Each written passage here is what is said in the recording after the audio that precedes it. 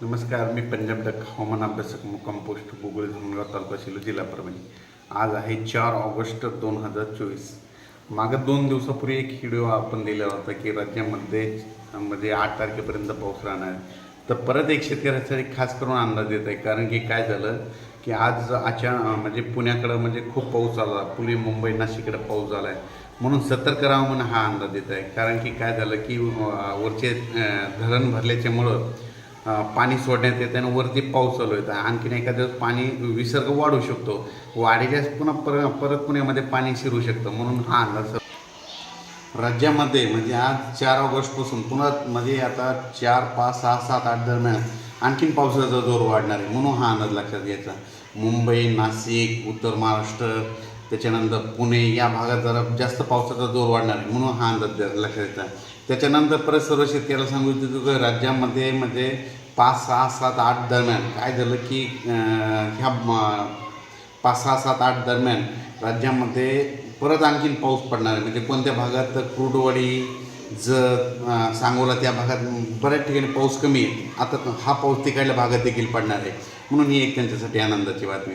परत सर्व शेतकऱ्याला सांगू इच्छितो की राज्यामध्ये आता म्हणजे आज आहे 4 ऑगस्टपासून राज्यामध्ये जवळपास 10-12 ऑगस्टपर्यंत पाऊस असा चालू राहणार आहे, दररोज भाग बदलत पडणार आहे, म्हणून हा अंदाज लक्षात घ्या.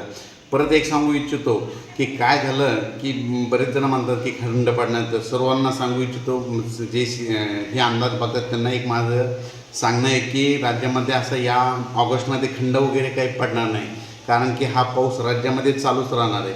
म्हणजे चालू म्हणजे काय होणार आहे, एकदा विदर्भात चालू राहील, उत्तर महाराष्ट्रात चालू राहील, अशा 2-3 विभागामध्ये चालू राहणार आहे. एकदम असं महाराष्ट्रातला पाऊस एकदम असा 15-20 दिवस बंद होणार नाही, म्हणून हा अंदाज लक्षात येतो. परत आणखीन एक सांगू इच्छितो, मराठवाड्याची तहान भागवणारं धरण म्हणजे जायकवाडी धरण, हे नाथसागर. म्हणजे काय झालं, नाथसागर आता 10% जवळपास, आणि यावर्षी जवळपास 4%च पाणी होतं, तर आता ते 10%पर्यंत गेलं आहे. तर जे मराठवाड्याची जी ताण भागवणार आहे म्हणजे संभाजीनगर, जालना जिल्हा, परभणी जिल्हा, नांदेड जिल्हा, हिंगोली, म्हणजे या भागामध्ये जायकवाडी धरणाचं पाणी जातं आणि तिथल्या शेतकऱ्याला तर शेतीला उपयुक्त येते. जायकवाडी जर भरलं तर ह्या 5-7 जिल्ह्याला खूप फायदा होतो, म्हणून मराठवाड्याची तहान भागवणार हे जायकवाडी धरण या म्हणजे आता ह्या ऑगस्टमध्ये 50%पर्यंत जाईल, त्याच्यानंतर सप्टेंबर ऑक्टोबरमध्ये त्याची सरासरी कंप्लीट पूर्ण होईल, म्हणून हे अंदाज म्हणजे खास करून ही आनंदाची बातमी.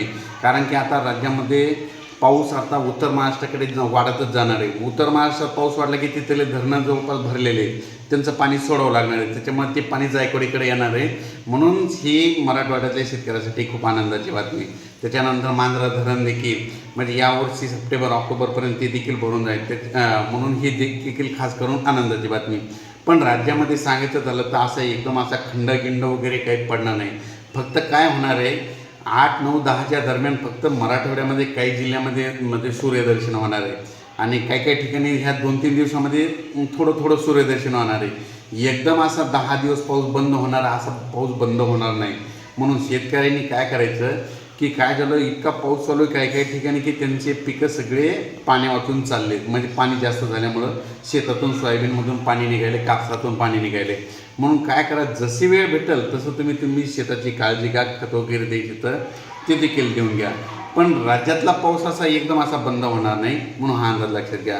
खास करून पुणेकरांनी बी आज ह्या म्हणजे 8 तारखेपर्यंत काळजी घ्यायची गरज आहे. कारण की काय झालं की आता ह्या 2-3 दिवसामध्ये 4 तारखेपासून ते 8 तारखेदरम्यान जवळपास पुणे, मुंबई, नाशिक, उत्तर महाराष्ट्र, नंदुरबार, धुळे, नगर जिल्हा, त्याच्यानंतर संभाजीनगर इकडं ह्या भागात चांगला पाऊस पडणार आहे, म्हणून हे अंदाज लक्षात घ्यायचा.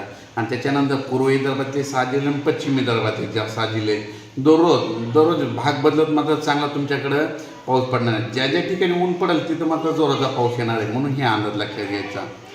परत एकदम असं राज्यभर असं सगळीकडे सूर्यदर्शन होणार नाही. तर काय झालं की यावर्षी कंटिन्यू मला तर वाटतं जसं 1998-99ची पुनरावृत्ती होती काय, कारण की 1998-99च्या दरम्यानमध्ये काय झालं होतं, एकदा पाऊस सुरू झाला होता आणि ते डायरेक्ट म्हणजे सप्टेंबरपर्यंत चालू राहिला, म्हणजे सारखा चालू राहिला, म्हणून तशी आवर्ती होती काय तशी भीती वाटत आहे. तर परत एक सांगू इच्छितो की राज्यामध्ये काय झालं, हे पाऊस म्हणजे बंद कुठं होणार आहे. समजा ज्या भागामध्ये थोडा कमी प्रमाणात पाऊस पडायला लागला आहे म्हणजे काही भाग असा आहे की तिथं कमी कमी पाऊस आहे, तिथं थोडा ह्या म्हणजे 8-9 तारखेदरम्यान तिथं सूर्यदर्शन होईल. पण ज्या भागामध्ये जास्त पाऊस आहे तिथं मात्र पाऊस चालूच राहणार आहे.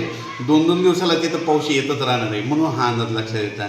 म्हणजे असं एवढा काही मोठा खंड पडणार नाही, पाऊस चालूच राहणार आहे. जशी वेळ भेटेल तसं तुम्ही कामे करून घ्या. आणि परत एक सांगू इच्छितो की पाऊस मोठा पडल्याच्यानं नदीच्या पुलावर पाणी येतं, पुलाच्या फरशीवर पाणी आल्यास पुढे जाऊ नका, स्वतःचा जीव धोक्यात घालू नका म्हणून हे देखील सांगू इच्छितो. आणि पुणेकरांनी आणि मुंबई आणि तसेच त्याच्यानंतर उजनी धरण जवळपास आता 83% केलं आहे. आपण 9 जूनला एक पंढरपूरच्या कार्यक्रमात सांगितलं होतं की यावर्षी उजनी धरण 100% भरणार आहे.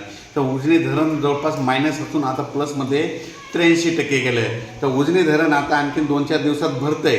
2-4 दिवसात भरल्याच्या नंतर म्हणजे 8 तारखेपर्यंत भरून जाईल. मग त्याचं पाणी सोडावं लागणार, त्याचं पाणी भीमा नदीत सोडावं लागणार. मग भीमा नदीत पाणी सोडलं तर नदीकाठचे सर्व शेतकऱ्यांनी ज्यांची पाईपलाईन असेल, ज्यांची स्प्रिंकलरचे पाईप असेल, मोटरी असेल, तुम्ही तुमच्या सुरक्षित तरी काढून घ्या. कारण की धरणाचं पाणी सुटणार आहे, त्याच्यामुळं तुमचे पाईपलाईन वाहून जातील. म्हणून ही खास करून काळजी घ्यायची गरज आहे. अचानक वातावरण बदल झाला तर लगेच